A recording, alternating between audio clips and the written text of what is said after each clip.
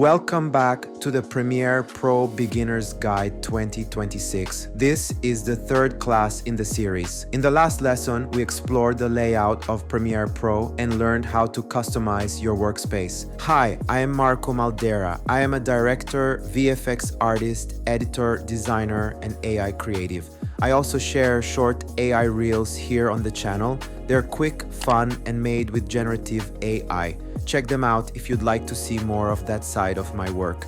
Now, let's get started. In this class, you'll learn how to import your media and organize your files efficiently inside Premiere Pro.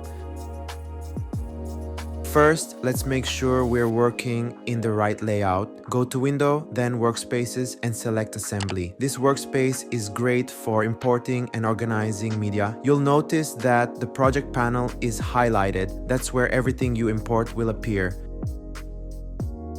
There are several ways to import media into Premiere Pro. You can double-click inside the project panel.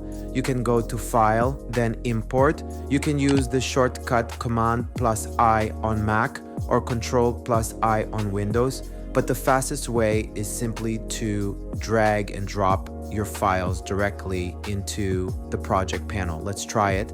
I'll minimize Premiere, open my footage folder, and show you how it works. Inside my folder, I've already separated media into audio, images, and videos. If I drag and drop any of these folders into Premiere, they appear immediately in the project panel. If I select all the folders together and drag them in, Premiere imports them as organized bins automatically. That keeps everything clean and easy to find.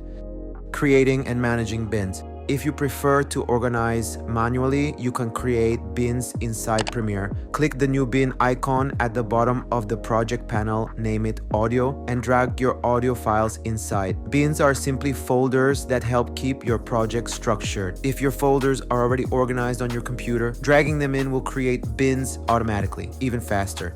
Viewing options.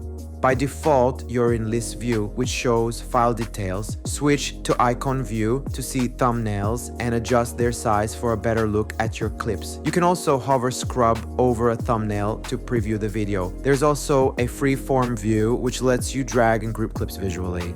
It's handy if you like laying out shots creatively before editing. Sorting and metadata. In List View, you'll see details like duration, format, and media start.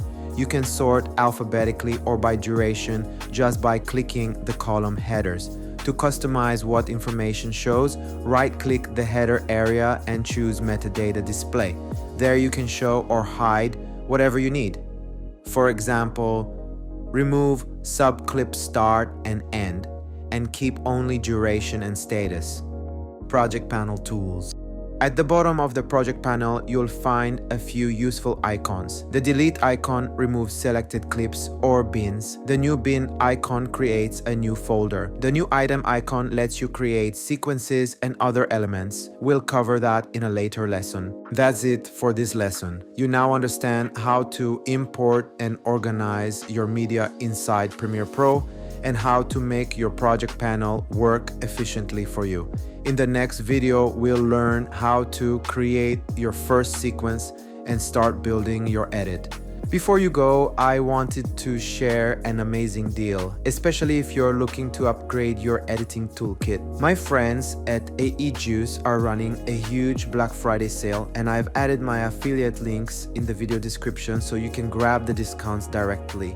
The I Want It All bundle is 98% off right now.